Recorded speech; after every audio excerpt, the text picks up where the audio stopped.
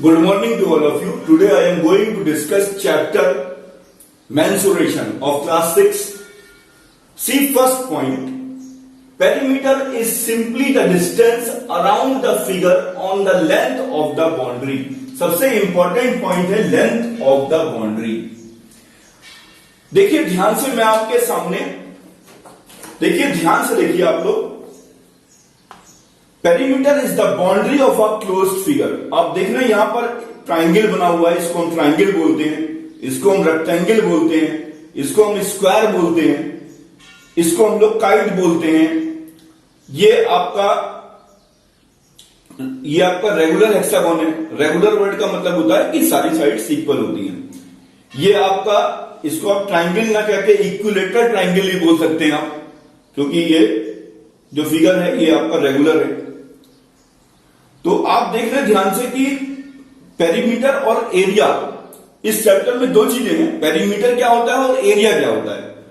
तो perimeter is the boundary of a closed figure, और area क्या लिखा हुआ है, area is the region occupied by the closed figure. आप ध्यान से इसको देखिए, जहां पर आप जो भी फिगर है जो ब्लैक रंग से आउटलाइन हुई है उसकी लेंथ देखिए, उसको हम लोग बोलते हैं पेरीमीटर.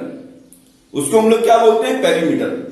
और जो फिगर्स आपको दिख रहे हैं वो जिस कलर के हैं, ये येलो है, ये आपका ग्रीन है, ये आपका ब्लू है, ये आपका वायलेट है, ये आपका ऑरेंज है. जहां पर कलर है ये शो करता है एरिया को, और जहां पर आउटलाइन है, लेंथ ऑफ द बाउंड्री है, उसको हम लोग पेरीमीटर बोलते हैं. तो ये फिगर आप ध्यान से देख लीजिए.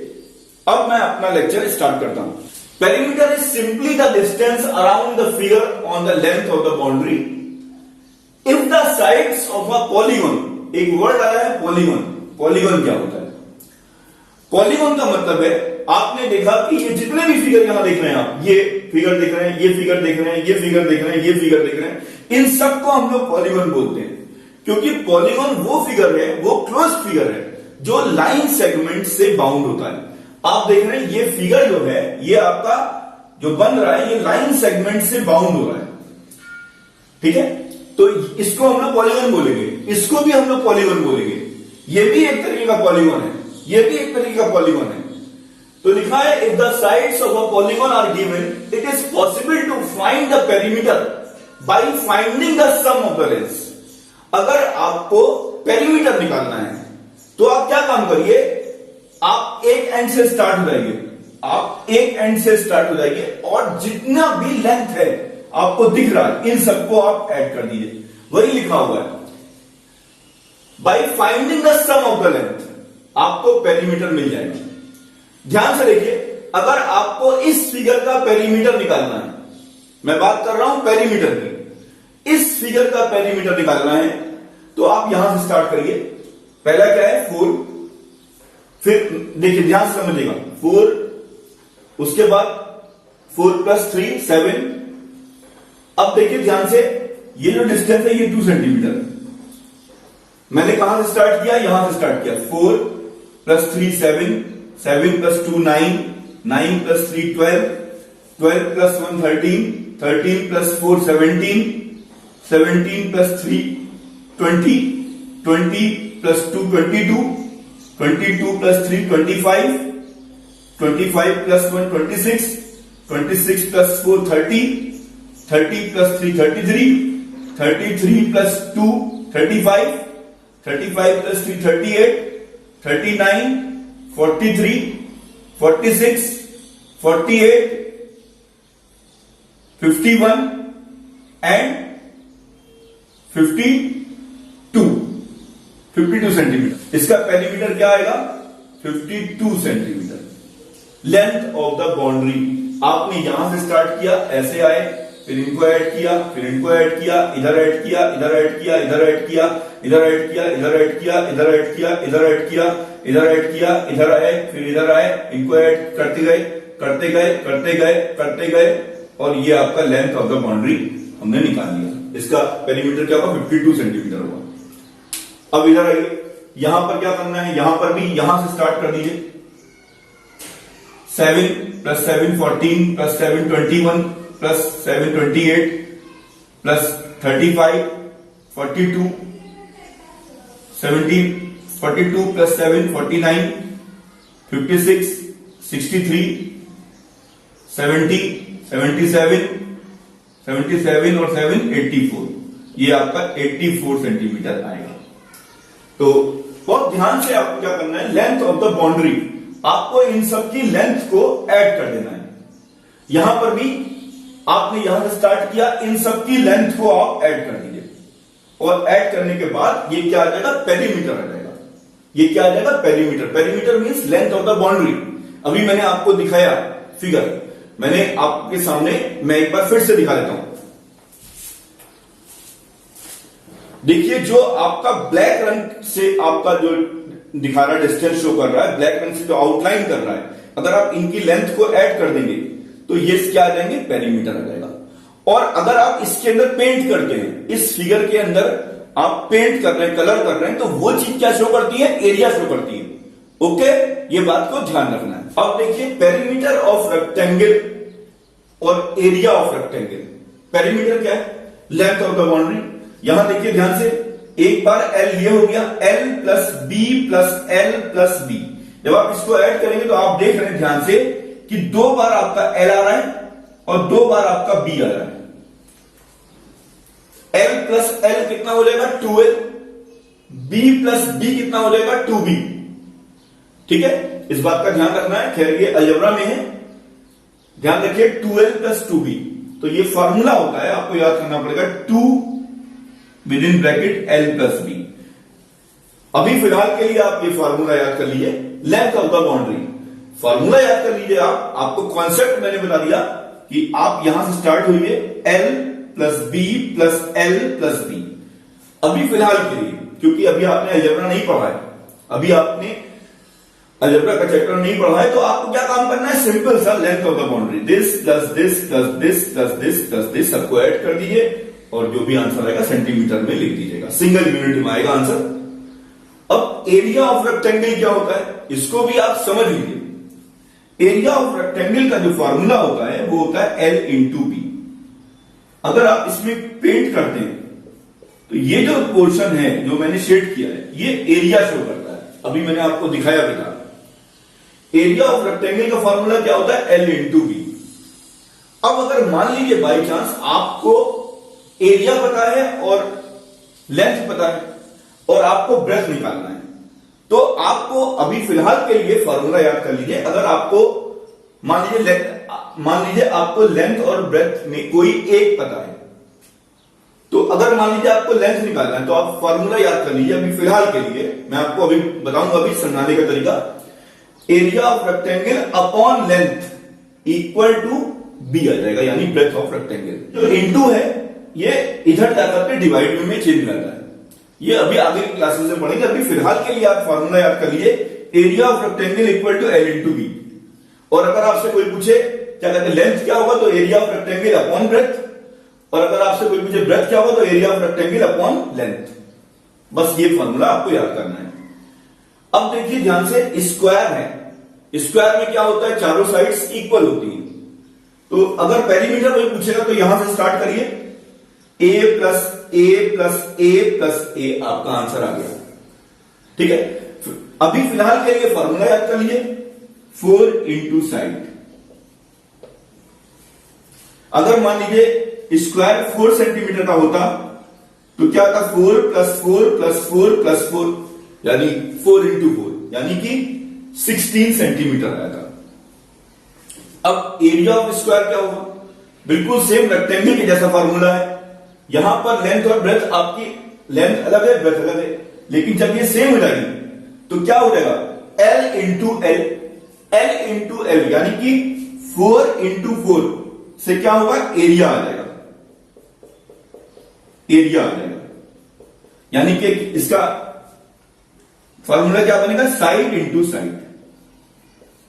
अब आपको यूनिट का ध्यान रखना है। पेरीमीटर की जो यूनिट होती है वो सिंगल यूनिट होती है, यानी सेंटीमीटर में आएगी। लेकिन अगर एरिया की यूनिट की बात करेंगे तो जब आपने क्या किया, 4 इंटू 4 किया, तो 4 इंटू 4 यानी कि 4 सेंटीमीटर इंटू 4 सेंटीमीटर, तो जो इसकी यूनिट आएगी एरिया की, एरिया की यूनिट हमेशा स्क्वायर यूनिट होगी, हमेशा स्क्वायर यूनिट होगी, और इसकी यूनिट क्या होगी? सिंगल यूनिट होगी। ओके, इसकी यूनिट क्या होगी? सिंगल यूनिट होगी। अब देखिए perimeter of an equilateral triangle, equilateral triangle में क्या होता है? तीनों साइड्स इक्वल होती हैं, तो L plus L plus L, तीनों को जब आप ऐड करेंगे तो आपका आ जाएगा जो फॉर्मूला यहां 4 इंटू साइड बना है, यहां पर क्या बन जाएगा? 3 इंटू साइड। ओके, अगर आपसे कोई पूछता है रेगुलर पेंटागन, रेगुलर का मतलब होता है बच्चों ऑल साइड्स आर इक्वल, जितनी भी साइड्स है। अब इक्विलेटरल ट्राइंगल अपने आप में एक आपका रेगुलर पॉलीगन है। अब रेगुलर पेंटागन, पेंटागन में कितनी साइड्स होती है? 5, तो क्या होगा? आपका side plus side plus side plus side plus side, यानी 5 इंटू साइड। ओके, अगर रेगुलर हेक्सागन है तो क्या होगा? Side plus side plus side plus side plus side plus side, 6 बार साइड्स को ऐड कर दिए। तो इससे बढ़िया क्या करिए? 6 इंटू साइड कर दिए, या साइड इंटू 6 कर दिए, लेकिन उसकी यूनिट क्या आएगी? सिंगल यूनिट आएगी, सेंटीमीटर आएगी। ठीक है, एक तो मैंने आपको ये कॉन्सेप्ट समझा दिया, आपको एरिया का भी कॉन्सेप्ट बता दिया कि ये जो शेड किया गया है अंदर, ये आपका एरिया शो कर रहा है। ठीक है, अब देखिए next, figures in which all sides and all angles are equal. अभी मैंने आपको बताया कि अगर सारी साइड्स इक्वल हैं तो सारे एंगल्स भी इक्वल होंगे, are called regular closed figure या रेगुलर पॉलीगन। आप इसको रेगुलर पॉलीगन भी बोल सकते हो।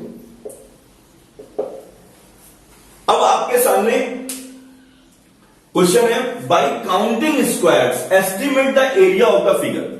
कभी कभार क्या होता है, अब यहां पर तो ये आपका लाइन सेगमेंट्स दिया हुआ है, तो यहां तो बिल्कुल क्लियर है कि आप आराम से निकाल लेंगे पेरीमीटर, लेकिन यहां पर अगर आपसे मान लीजिए यहां पे तो इस क्वेश्चन में एरिया पूछ रहा है, तो अगर मैं आपको केवल समझा रहा हूं अच्छे से, देखिए यहां पर एक डिजाइन बनाया हुआ है और आपसे पूछा गया इसका एरिया क्या है, और आपको पता है कि ये जो स्क्वायर से छोटे छोटे, the area of one full square is taken as 1 square unit. ये जो है, ये आपके जो एरिया है आपका, ये आपका छोटा सा 1 यूनिट है, यानी कि हर एक ब्लॉक का जो एरिया है वो 1 स्क्वायर यूनिट है। ठीक है, अब अगर कोई इररेगुलर फिगर आ जाता है, यानी कि अब ये तो आपका फिगर कर्व शेप में है और इसका एरिया निकालना है, इस स्क्वायर आपके सामने एक शीट है और आपको पता है कि हर एक जो ब्लॉक है वो 1 स्क्वायर यूनिट का है, तो आप क्या काम करिएगा, मेरी एक बात याद रखिएगा, जो भी कंप्लीट आपको स्क्वायर दिखना है पहले उस पर टिक कर लीजिए। 1 2 3 4 5 6 7 8 9 10, इसको भी मान लीजिए 11, ये 11 कंप्लीट स्क्वायर है, तो आपको बताया मैंने 11 स्क्वायर यूनिट हो जाएगा।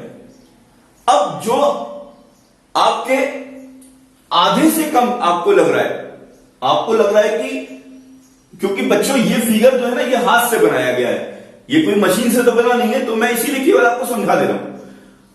जहां कंप्लीट स्क्वायर दिखेंगे वो तो कंप्लीट हो गए, जहां पर आपको लगेगा कि जो भी आपका पोर्शन उसके अंदर आ रहा है, अगर वो इस लगभग आधे स्क्वायर से ज्यादा है, लगभग आधे स्क्वायर से ज्यादा है, तो आप उसको 1 कंप्लीट मान लीजिएगा। जैसे ये है, अब ये आधे से ज्यादा एरिया घेर रहा है, तो इसको पूरा कंप्लीट मान लीजिएगा। जब पूरा कंप्लीट मान लेंगे तो आप उनको ऐड कर लीजिएगा। और जो आधे से कम है, मोर देन हाफ पोर्शन, तो उसको एज्यूम करिएगा complete square. But less than half portion of the square assume negligible या नेग्लेक्ट कर दीजिएगा उसको, और फिर उसके बाद आप उनको जोड़ के आप लिख दीजिएगा कि सर मेरे इतने यूनिट हुए।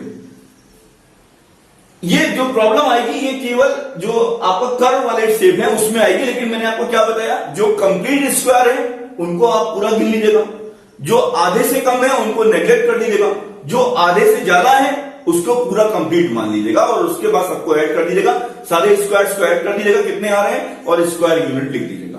ओके, ये वाला फिगर आपको मैं आसानी से समझा सकता हूं क्योंकि इसमें पूरा ध्यान से दिख रहा है। देखिए 1 2 3 ये 3 तो कंप्लीट हो गए।